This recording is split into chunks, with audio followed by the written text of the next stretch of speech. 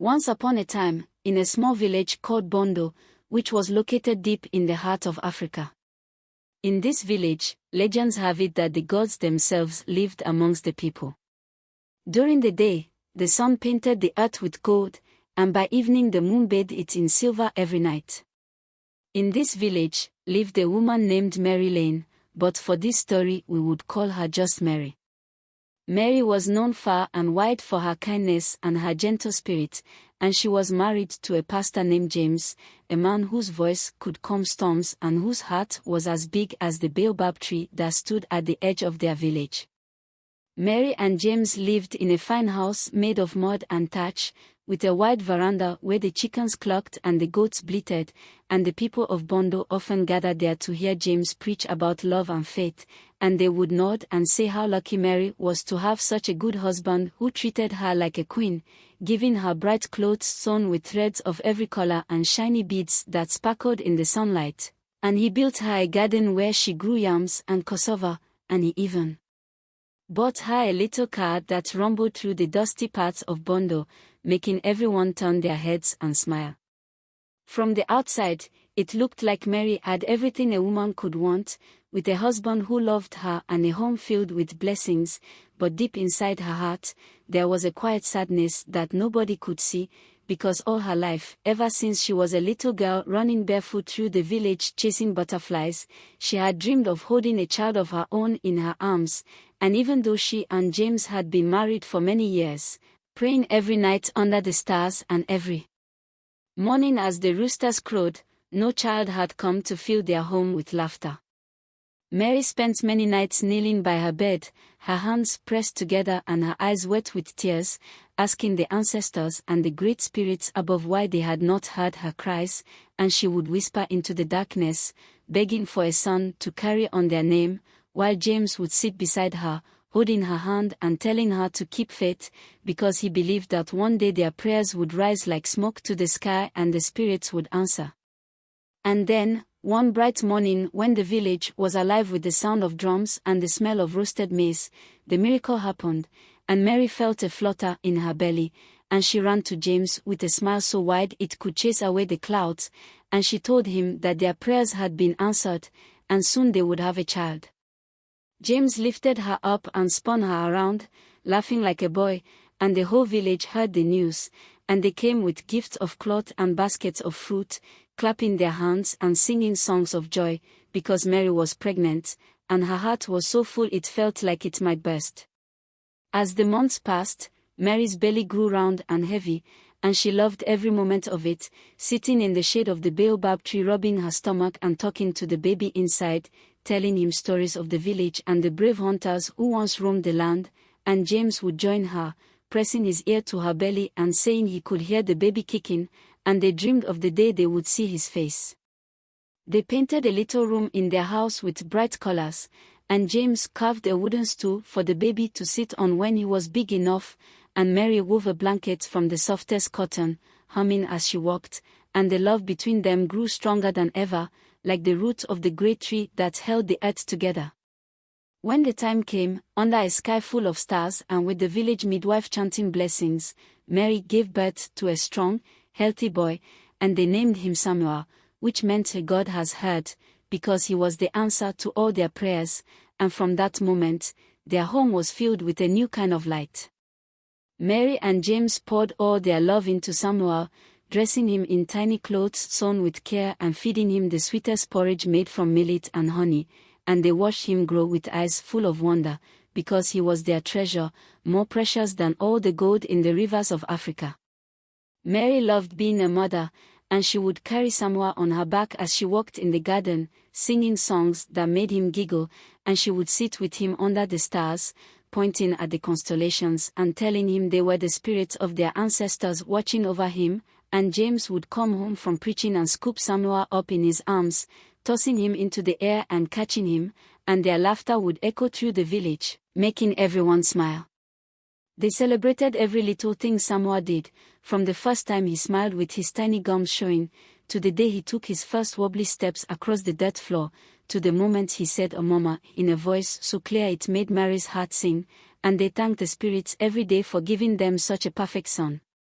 As Samoa grew taller and stronger, with legs that ran fast like the wind and eyes that sparkled with curiosity, Mary's love for him grew deeper, and she could not bear to be apart from him even for a moment, so she took him everywhere, to the market where the women sold baskets and fish, to the river where the boys splashed and laughed, and even to the church where James preached, and Samoa would sit on her lap, clapping his hands to the hymns.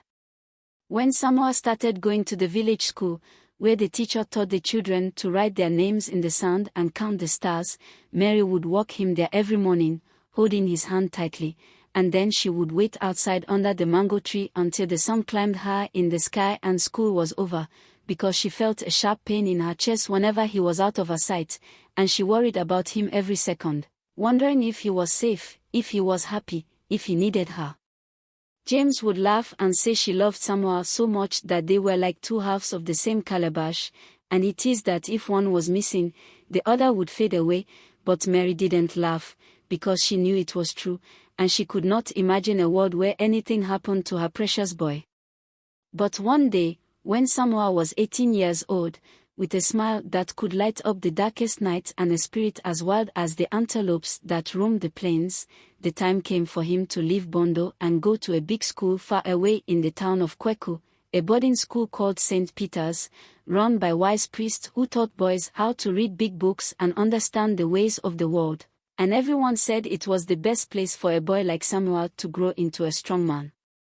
Mary's heart sank when James brought home the news, because she could not bear the thought of Samuel being so far away, sleeping in a strange bed with no one to sing him lullabies, and she cried every night, holding Samuel close and telling James she didn't want him to go, but James sat with her under the baobab tree and said that Samuel needed this chance, that a good education would give him wings to fly higher than any bird in the sky, and though Mary's tears fell like rain, she knew James was right, and she wanted only the best for her son, so she agreed, even though it felt like someone was carving a piece out of her heart. The day school started, Mary woke before the sun, cooking Samuel's favorite meal of yam porridge and packing a bag with his clothes and a little wooden bird James had carved for him, and she drove him to St. Peter's in their rumbling car, with Samuel sitting beside her, chattering about the adventures he would have, and Mary tried to smile, but all the way there, as the road stretched long and dusty before them, a voice inside her whispered to turn back, to take Samuel home where he belonged. But she kept driving, because she wanted him to have a future brighter than the sun. When they reached St. Peter's, the school was buzzing like a beehive, with boys shouting and laughing, and parents unloading bags from carts and cars, and the older students stood by the gate, welcoming the new ones with big grins, showing them where to go, and the school was beautiful, with tall trees and stone buildings painted white, and the boys wore neat uniforms that made Mary feel a little proud, even though her chest ached. Mary hugged Samuel so tight he squeaked, and she stood by the gate, tears streaming down her face as he walked away with the older boys, waving back at her with a bright smile, and she watched him disappear around the corner, talking to his new friends, and she wanted to run after him, scoop him up, and drive him back to Bondo, but she knew she had to let him go, so she climbed into her car, sobbing all the way home, counting the days until the 3 months of the school term would end and she could bring him back.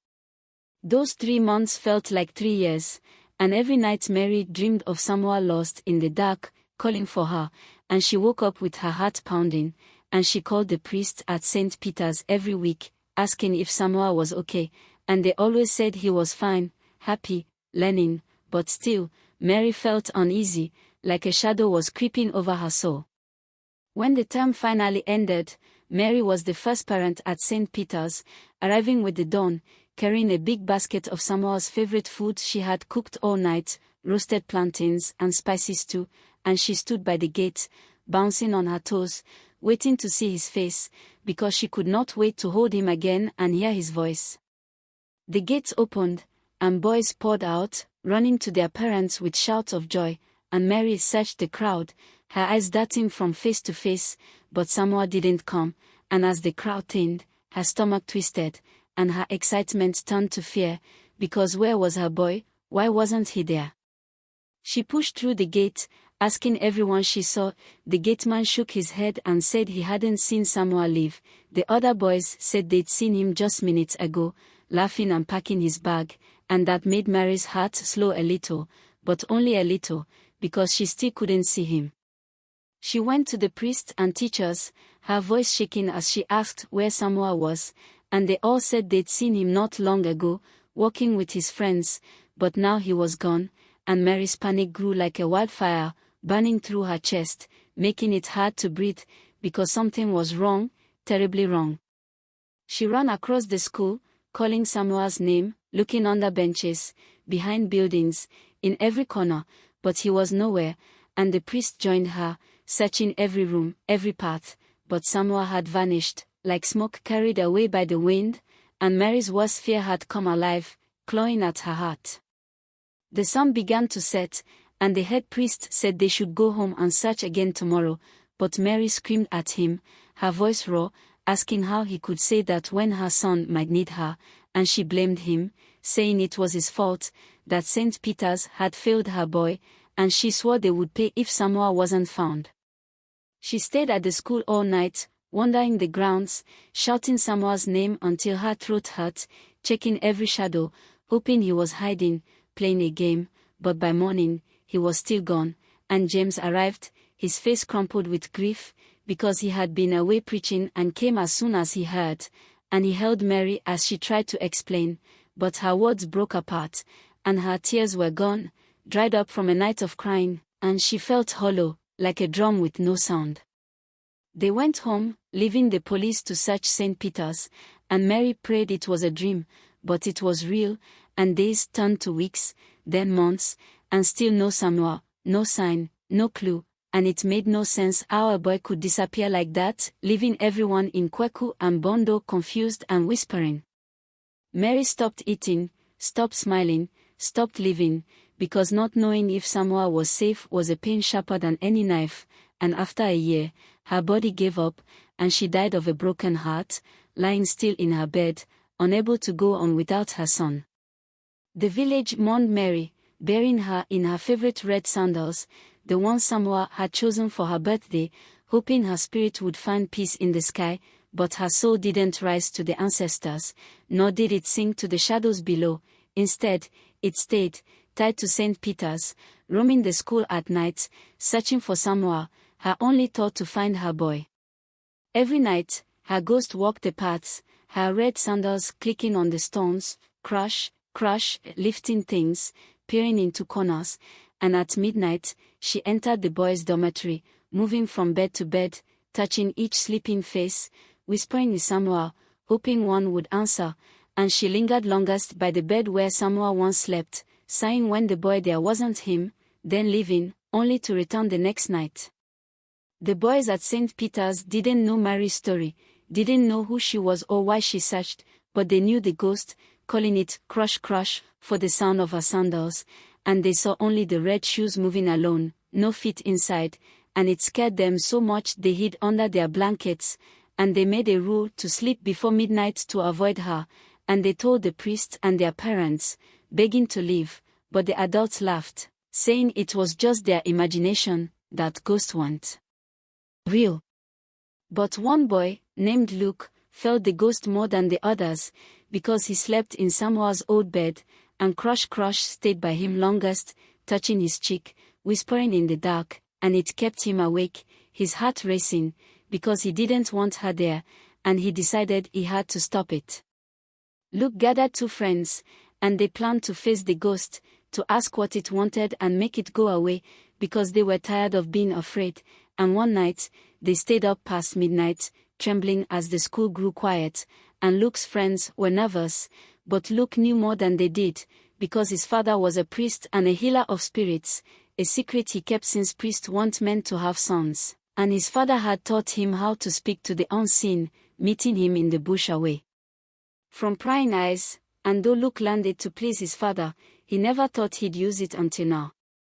When Crush entered the dormitory, her sandals clicking, Luke stepped out, saying hello loudly, his voice shaking, and his friends hid under a bed, leaving him alone, and he was shocked when the sandals stopped, turned, and moved toward him, because he'd never spoken to a spirit before, and he wondered if he'd made a mistake. Mary's ghost froze when she heard the voice, because no one had spoken to her since she died, and her ears, dull in death, suddenly heard clear as day, and the boy seemed about Samuel's age, stirring her foggy mind, where only the ache for her son lived, and she walked closer, seeing he slept in Samuel's bed, and her heart, if a ghost could have one, stirred. Luke introduced himself, asking what she wanted, offering to help, and Mary, surprised by his kindness, felt her memories flood back, sharp and bright, and she saw Samuel's face clearly for the first time since death, and tears fell as she told Luke about her son, from his birth to his vanishing. As she spoke, her form appeared, no longer just sandals but a thin woman in a dress too big, her face worn and sad, and Luke forgot his fear, feeling only pity, because she was a mother in pain, and she said sorry for scaring them, her voice breaking. "I'll find him," Luke said. "I promise I'll find Samuel, but please stop coming here, it frightens us." Mary hesitated, afraid to stop searching, but Luke's honest eyes convinced her, and they agreed, 2 weeks for Luke to search, and she'd stay away, and they shook hands, her touch cold, and she left, leaving Luke wondering what he'd promised, because he didn't know where to start, but he had to try.